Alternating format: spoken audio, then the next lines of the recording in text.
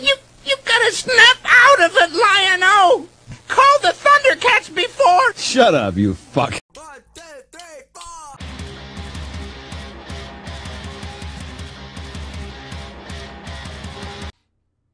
Hey there, everyone. My name's Lion-O. Lion-O. Star of a new show called Thundercats Roar. Okay, so this is the new version. This isn't a joke. This is, well, it is a joke. Sorry. It's a joke version of Thundercats. You're supposed to think that's a really great idea. I don't know what's so great about that. Joke versions of things can be really funny and lend themselves well to humor.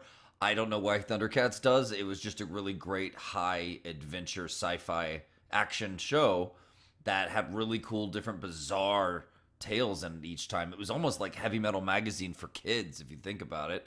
All right, let's see what this garbage is selling us. I'm a Thundercat, and this is my magic slicing stick, Sword of Omens. Give me sight beyond sight.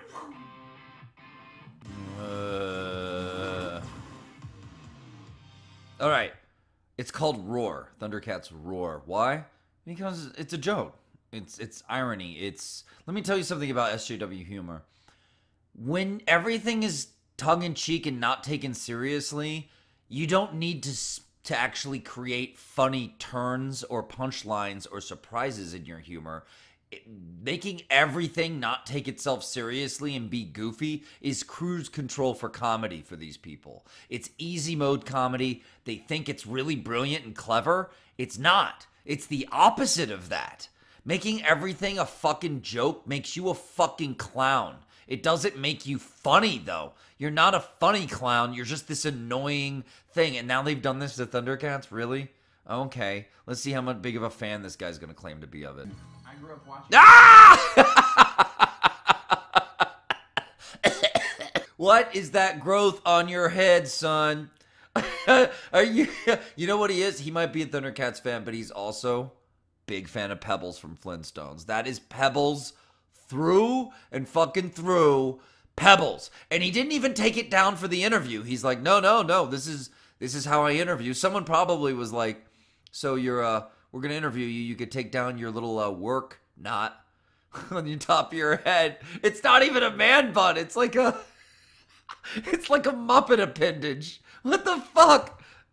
My older brothers were super into it. I watched a bunch of it when I was a kid. My older brothers were super into it. Yeah. Ask them if they like your take, buddy. And sort of stuck with me for a long time.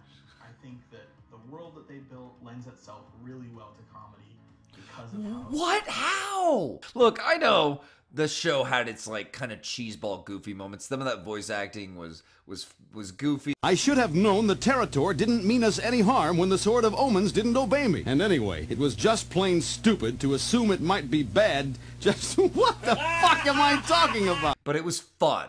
It was a good show. In the end, the stories were kind of dark sci-fi fantasy greatness. Like, what are you talking about? Silly and crazy and outlandish some of those ideas are and some of those settings are. But at the same time, like, it wouldn't be Thundercats if it didn't have super cool action elements, because that's what people came back to, is very... It's your leader, everyone. Hey, everyone, do you think I should do it? Or Fruity Pebbles over here. Fuck. Lean on. So with the new show, we're not walking away from the action in any bit. Every step Okay, we take towards... let me tell you about Thundercats, everybody. So Thundercats was part of this movement in the 80s where Americans teamed with Japanese animators to create high-grade, beautiful detailed animation and shows that had more adult themes for children because they were actually taking us seriously and actually respected us as viewers. And let's be honest, it was to sell toys. They were pushing toys through these shows onto kids and getting you really wowed by the animation, and then you'd want to run out and buy all these cool different characters, a la Transformers. In fact, Transformers was invented as toys before it became an animation, but it's pretty remarkable how much of a universe and a franchise they created from something that was meant to just be a toy run. Instead, they ended up creating beloved characters. So there was definite heart and soul behind what a lot of people might want to just deem corporate antics. There were creators that were putting a lot more into this than just sales of plastic. Part of what made Thundercats so cool and appealing was that the idea that the main character was a kid in the first episode, and by the end, he's got a sleep chamber malfunction in space when they're traveling to a new planet, and he becomes a man overnight. And he's expected to be a man, but not just a man, but to become the hero, the chosen leader of the Thundercats. Right? That's a lot of pressure for a kid. But when you're a kid watching that, you're like, wow, that's cool. He becomes an adult and has to deal with adult things. That's like the core of the show. Every time you're watching it, Lion-O is a grown, buff man, but he's not. He's a kid who's needing to learn a lot of things. It's a very important aspect of it. This doesn't care about that, or at least it doesn't seem to. This is about bringing Thundercats down to being just a fucking ongoing fart joke. You know? And it's and being like other hipstery Steven Universe tongue-in-cheek rawr Thundercats rawr, you know, garbage, because they want to make shows like this. They think it's funny. They think it's you know what it really is it's appropriating something that's popular and cool on its own, and then bringing it down to your level so that you can't fail. Your SJWs are scared of failure. They're scared of taking anything seriously. Everything's got to be just like comedy, as if by a damaged person who's just running from whatever's ailing them in life. Maybe it's their haircut in this case. I don't know. And you know, it's about you know, you don't want to create your own original work. He could have created something original that's in this style, but it's based on Thundercats in a way, or at least inspired by it. But that would have taken originality and taking more risks. With Thundercats, he could just take someone else's creation and bring it down to his level and goof off all day with it. But I gotta say something. Going back to the 80s and how we treated our viewers, these kids' viewers, there's a reason a lot of these cartoons still inspire and stay with a lot of adults today. Okay? And it's because we treated the audience of younger kids as mature enough to handle a lot of these subjects. You know, part of when you're a kid, it's something that no one even seems to talk about, is that you want to be treated like you're not an idiot, not condescended to, and like you know what's going on and you can handle mature things. It feels good to watch violent, crazy adult movies, not because you're obsessed with the violence or whatever, but because people are accepting you as being able to handle the mature violence and topics that are being dealt with. And that feels good. You know? And it's very interesting to me how this talks down to kids and seems to think they're all just a bunch of like riddle in the head ADD like creatures that can't pay attention to anything. This is what this show screams to me, this version of Thundercats. The one I watched, I wanted to watch it because it felt like something that, even though it was a cartoon, it felt like something adults could get into also. With the 80s came things like Robotech, where we actually brought in Japanese anime and released it to an American audience, and people died in that. And I loved it. I watched it. Watching that didn't make me into some bad, violent, crazy person. It was just giving me stories where, you know, adults were dealing with real adversity and strife. And I enjoyed that. What's wrong with that? Why do shows like this seem to run away from that? Like they're afraid of it. Okay? It's obviously a product by soft fucking people. I'm on a bit of a rant here about this, I know. But I just want to say, stop treating kids like idiots. They're not idiots. They're smarter than fucking you are. They need to be treated like an audience of people who can get some actual depth and some real heart to their stories. You know? Real dark, scary adversity. The Thundercats literally are running away from a planet that explodes, and they're like the last of their kind. They're survivors. Okay? And they're on a new planet, and the new planet, everything's trying to kill them all the time. Okay? How are you where's the comedy part come in? Where? I'm telling you. Comedy, we take two more towards really cool action scenes and explosions and laser effects. His brand of action, he thinks it's going to be cool, but he doesn't realize, because the whole show has a tone of just a whoopee cushion going off the entire time, it's going to be seen as kind of like Rick and Morty, where you don't take it as seriously. Big explosions, but they're going to be there as punchline. I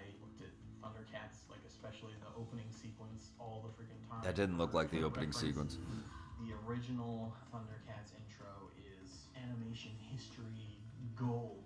It's a challenge by the original show. If you're gonna do a new Thundercats, you better make the intro good. It's got How about making the whole thing good? the concept of the intro is the entire backstory Ugh. of Thundercats, all the way from the explosion. Do you think they're laughing at something he said? Or do you think they're just laughing at that bobbing little, like, furry dead rodent on top of his fucking head? Yeah, something to think about. Yeah, and then it bombs there and it bombs there. These are the character designs. They're the originals, but perverted and brought down, you know? No sexiness, no heroism to them. They're goofy, they're ugly, they're deformed. It's all about praise and love of the original. No, wait a minute. Praise? Come on, man. Come on. Are you sure this is the right way to praise the original, though? Come on, think about it. If he's a fan, which I'm not going to doubt it, I'm gonna say he is a fan, but he doesn't understand what made the original great. And that's a common problem in our media now with the new people creating things. They don't get it. They don't understand why the first Star Wars was so good. And they didn't bother to ask anybody. They just made new movies that are complete horseshit. They don't care about what made it good. They think they can just do their own version of it, and it must be good because it's copying the original in some way. As a fan, I'll say that this is the Thundercats show that I want. So Yeah, dickhead. You. Keyword being I. You want this. You're like business 101. You make something for an audience, not for yourself. That's how this works. But you're making something for yourself. Okay? Come on, man. What do you really think fans of Thundercats want this? Fuck, it doesn't even look like Thundercats. It looks like someone's mocking Thundercats. It looks like when you have a popular anime in Japan, they'll make these little mini, quick, 3-minute long, maybe 10-minute long episodes of little super deformed, shorty versions of the characters fighting, interacting, and the whole thing is a joke. And it's for the fans. It's a little comic relief. It's a little humor. They're little mini episodes usually. And that's what this entire show is? Really? Ay, ay, ay. Ooh. Wow, that was fun! Who knew making animation was so complicated? Now, what do you say we watch a little Yeah. bit? Actually, I don't have any idea what this thing is. I'll hit it. See if it works like this! Aha, that's so zany. All right. Okay, so this is the intro they worked so hard on to capture the essence of the original Thundercats. Let's see how they did. It starts with a meow. Ugh.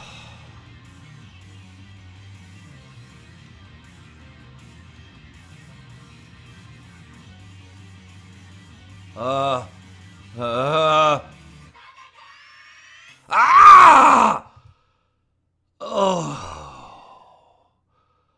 Oh, does anyone else have a headache? Jesus Christ, it was like my eyeballs were pressed up against just pure Ritalin. It's just, oh, my head hurts. Okay, so that was their intro. That's cool. Let's play a little game.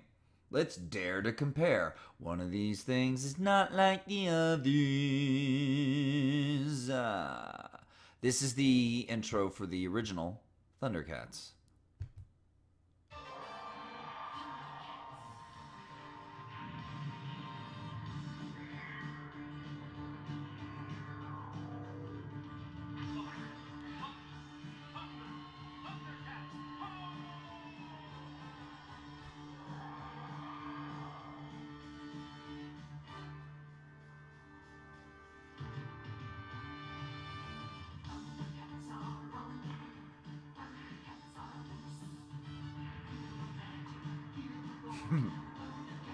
Well,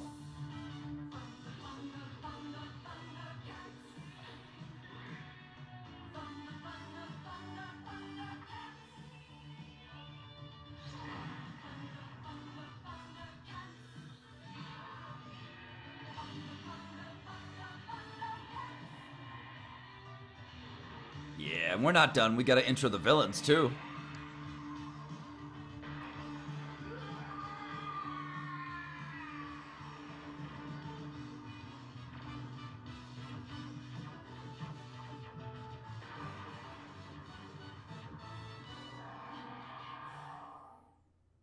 Dare to compare.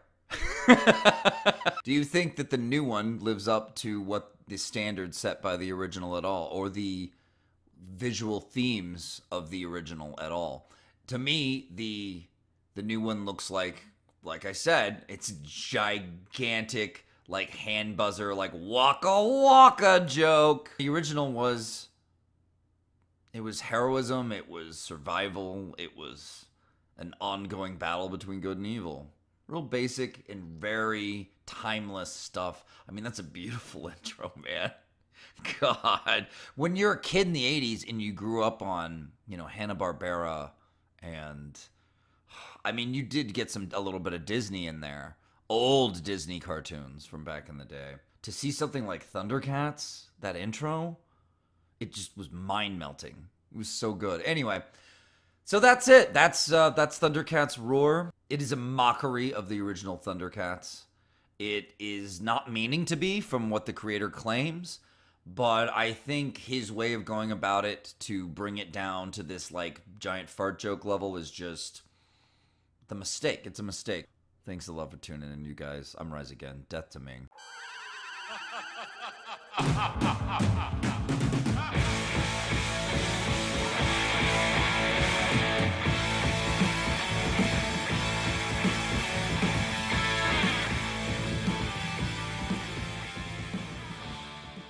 I want to see your tits, my dear. Motherfucker! Fucking dog, yeah! Shut the fuck up! Get over here, bitch!